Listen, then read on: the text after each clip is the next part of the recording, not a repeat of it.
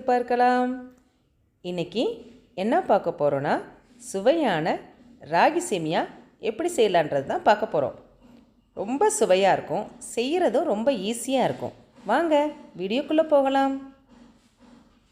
அதுக்கு முன்னாடி என்னோடய சேனலை ஃபஸ்ட் டைம் பார்க்குறவங்களா இருந்தால் பக்கத்தில் இருக்க சப்ஸ்கிரைப் பட்டனை கிளிக் பண்ணுங்கள். பெல் பட்டனையும் கிளிக் பண்ணி அதில் ஆல் என்ற ஆப்ஷனை கிளிக் பண்ணுங்கள்.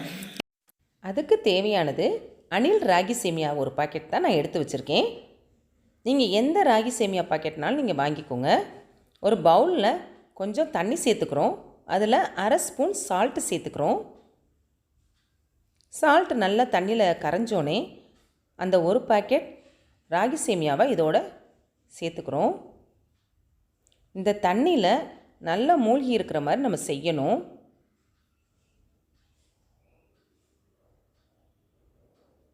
தண்ணி ஃபுல்லாக இதில் நல்லா படணும்.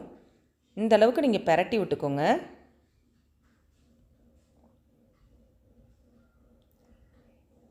இப்போ பாருங்கள், நல்லா தண்ணியில் மூழ்கி இருக்குது. இந்த தண்ணியில் மூழ்கி 3 நிமிஷம்தான் இருக்கணும். அதுக்கு மேலே இருந்துச்சுன்னா கூழ் மாதிரி ஆயிரும். அதனால் 3 நிமிஷத்துக்கு மேலே போகாமல் பார்த்துக்கோங்க. ஒரு இட்லி பாத்திரத்தில் கொஞ்சம் தண்ணி சேர்த்து இட்லி தட்டை வச்சு நல்லெண்ணெய் வச்சு ஆயில் ஸ்ப்ரெட் பண்ணி விட்டுக்கோங்க. நல்லா ஸ்ப்ரெட் பண்ணி விட்டுக்கிட்டிங்கன்னா ஒட்டாமல் வரும்.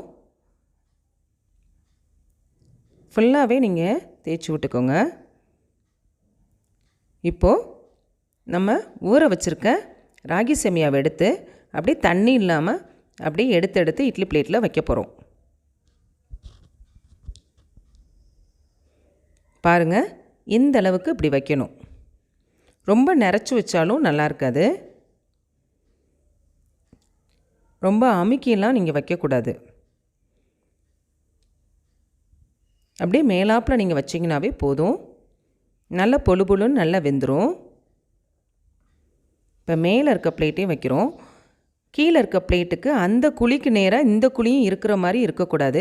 அதுக்கு கொஞ்சம் தள்ளி ரெண்டு குழிக்கும் இடப்பட்டதை தான் நீங்கள் வைக்கணும். அப்போ தான் இதில் உள்ள ஆவி அதில் போய் இது செய்யாமல் கொலன்னு ஆகாமல் இருக்கும். நீங்கள் இட்லி வேக வச்சாலும் அந்த மாதிரி தான் வைக்கணும். இல்லைன்னா நீங்கள் சிங்கிள் பிளேட்லேயே வச்சு நீங்கள் வேக வச்சுக்கலாம். இப்போது இந்த பிளேட்லேயும் நம்ம வச்சுக்கிறோம். ஒரு ராகி சேமியா பார்த்திங்கன்னா 2 பிளேட்டுக்கு வரும்.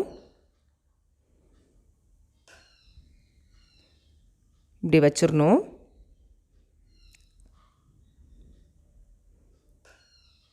ஒரு ராகி சேமியாவை எடுத்து 2 பேர் மீடியமாக சாப்பிட்றவங்க சாப்பிட்லாம்.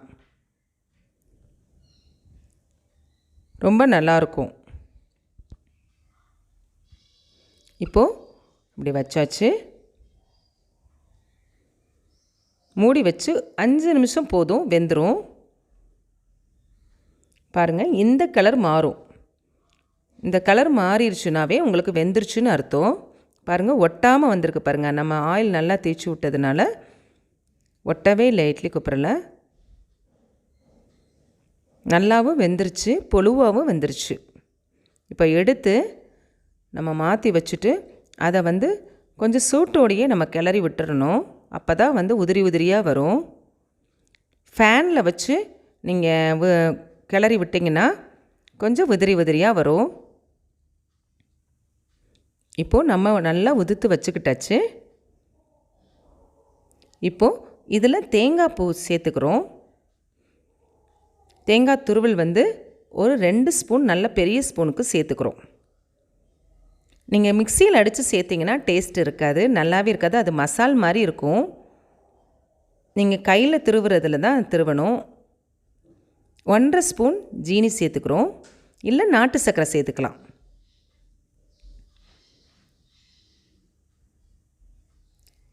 எது வேணுமோ நீங்கள் அந்த இதுக்கு இனிப்பு சேர்த்துக்கலாம். இந்த ஒரு பிளேட் இது தான் நான் எடுத்து செஞ்சுருக்கேன். இந்த ஒரு பிளேட் இதுக்கு இந்த அளவு போதுமானது. இன்னும் ஒரு பிளேட்டை நான் எடுக்கவே இல்லை. இது மட்டும்தான் எடுத்திருக்கேன்.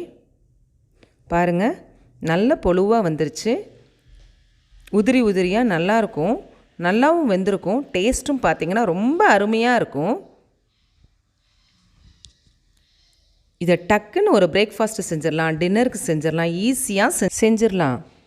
அதனால் இந்த ரெசிப்பியை நீங்களும் ட்ரை பண்ணி பாருங்கள். ட்ரை பண்ணி பார்த்துட்டு உங்கள் கமெண்ட்ஸை எனக்கு சொல்லுங்கள்.